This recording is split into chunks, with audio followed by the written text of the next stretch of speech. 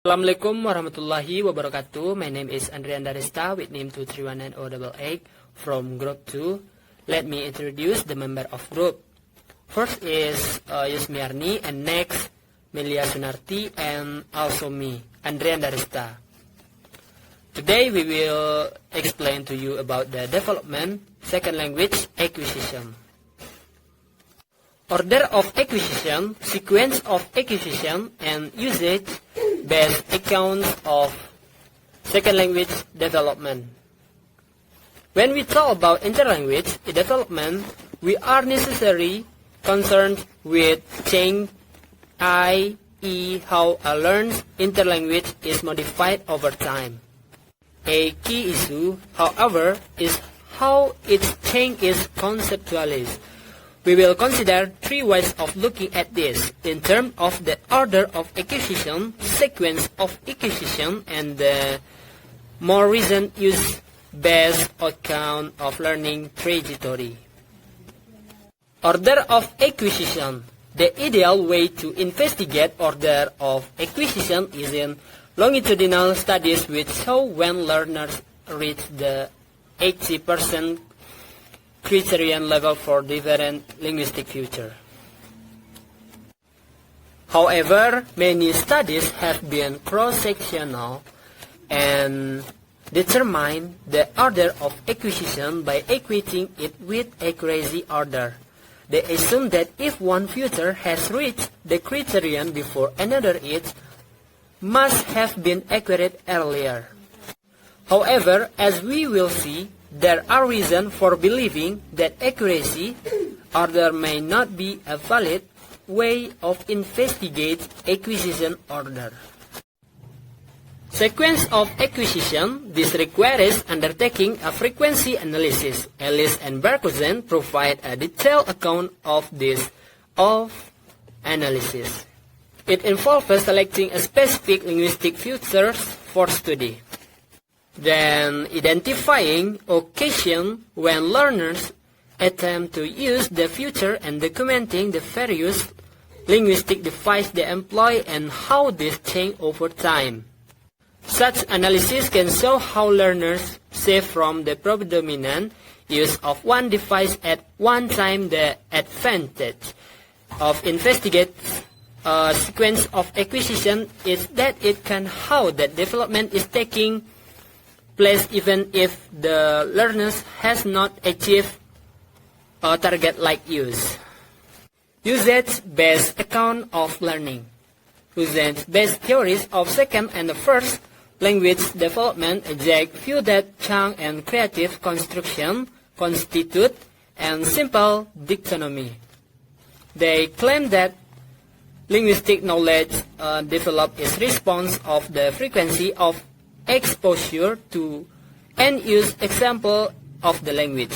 Development involves a continuum from word and fixed expression on the one hand to semantic templates that allow for utterance to be creatively constructed on the other. The continuum stretches from words and multi-word chunks to partially analyze schemas for patterns and then on increasingly more generalized semantic construction.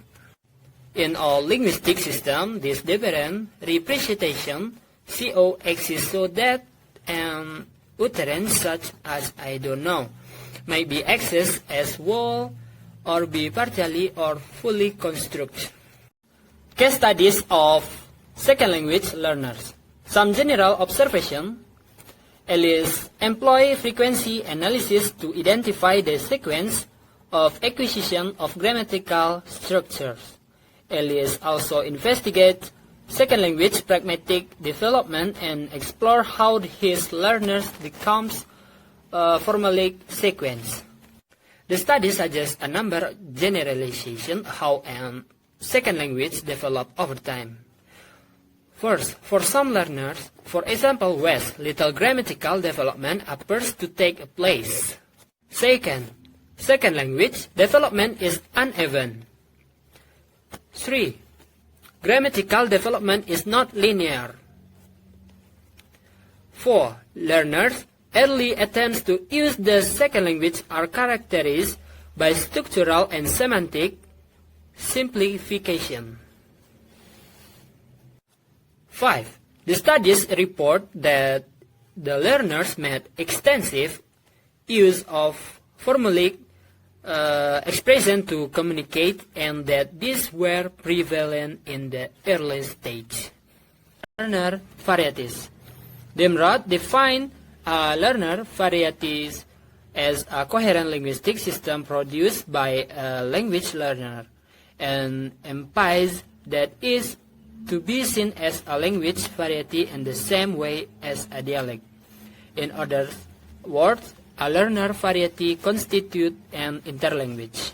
The research on learner varieties provides a general picture of how second language development in naturalistic learners takes place. It was limited, however, is that it only looked at the relatively early stage of development and did not examine how specific grammatical features are acquired.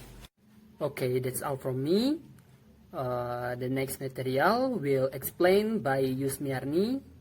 Okay, thank you. Assalamualaikum warahmatullahi wabarakatuh.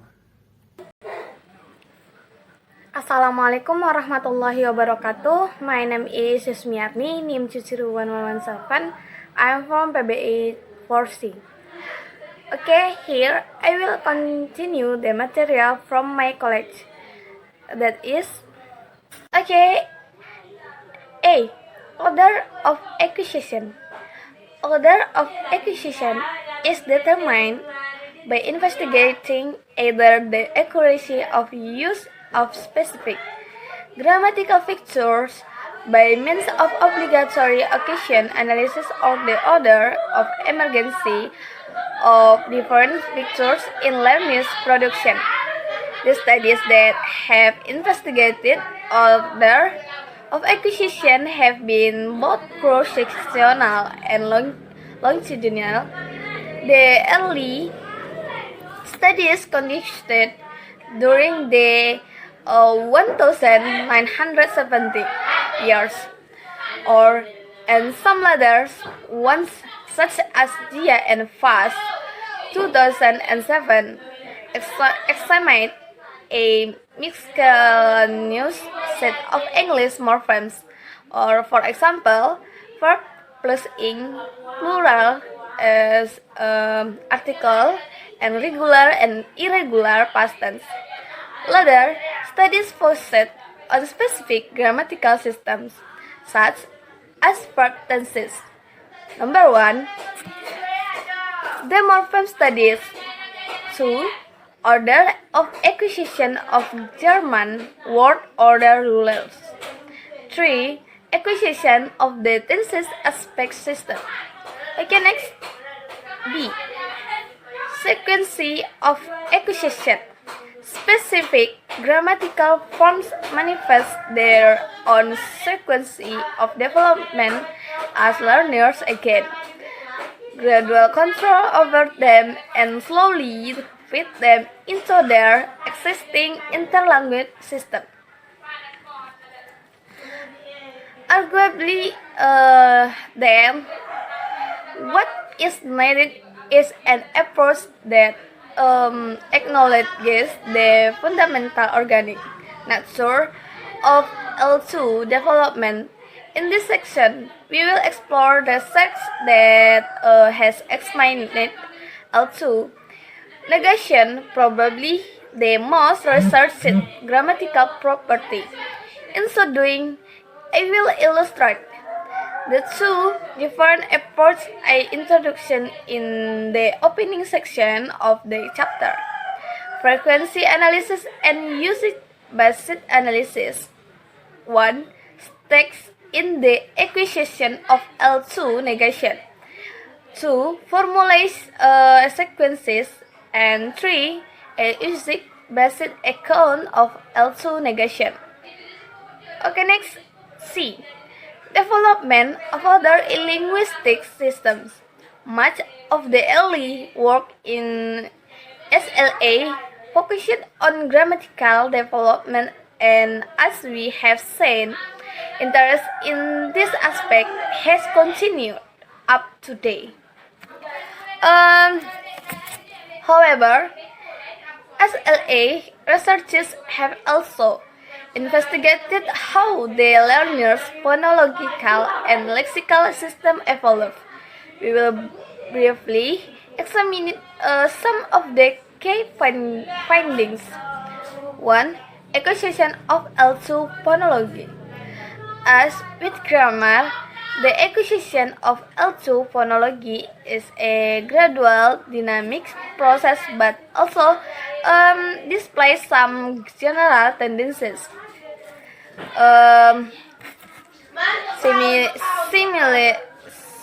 Similarities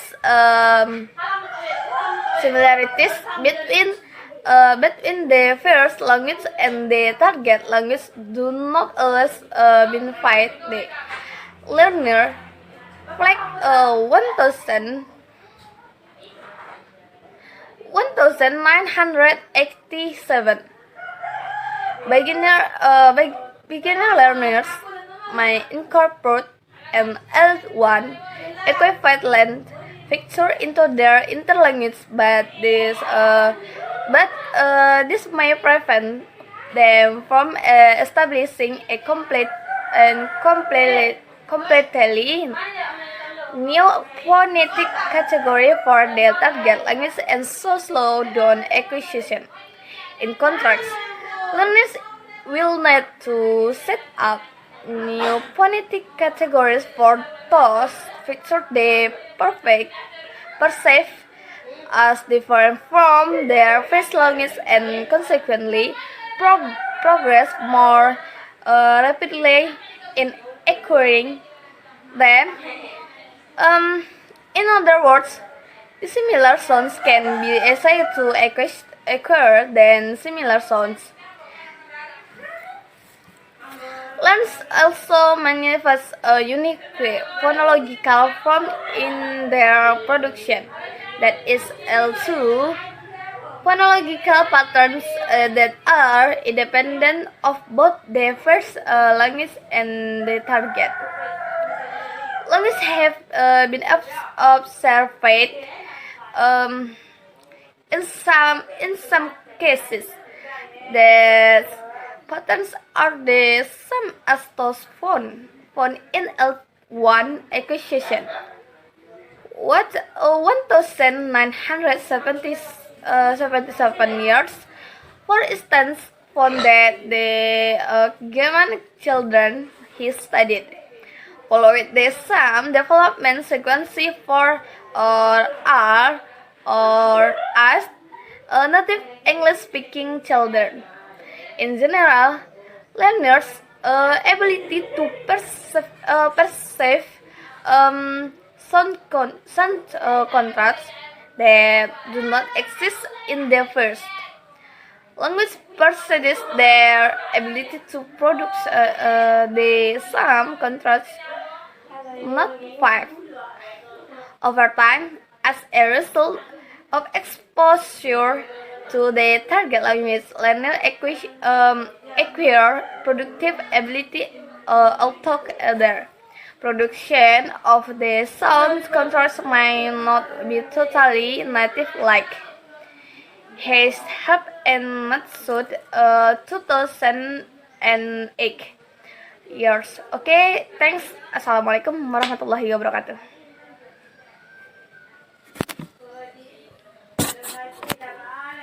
Name is Melia Sunarti, NIM 2319120. Abrahamson identified an overall developmental profile in the three learners. Error frequencies were characterized by four phases. Number 1, an initial phase of relatively high error rates followed by a rapid decrease in error frequency. And number 2, a linear increase in error frequency. And number 3, a stable plate of relatively high error frequencies. And number 4, a final decrease in error rates. The acquisition of L2 phonology then is in many respects not dissimilar to the acquisition of L2 grammar. It is dynamic and complex, reflecting the variable impacts of different factors like the learner's first language, the inherent difficulty of specific phonological forms, exposure to L2 input, and the linguistic and situational context. Development of the L2 lexicon, vocabulary development involves learning association between leximes.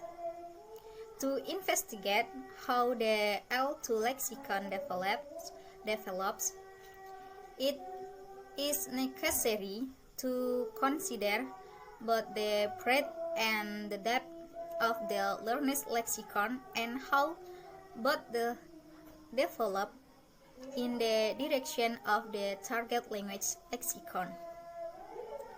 L2 pragmatic development. Pragmatics is the study of how we put language to use in real-life context. That is, it is concerned with what we do with language in communication rather than what language is. It entails both how people use language to produce continuous discourse.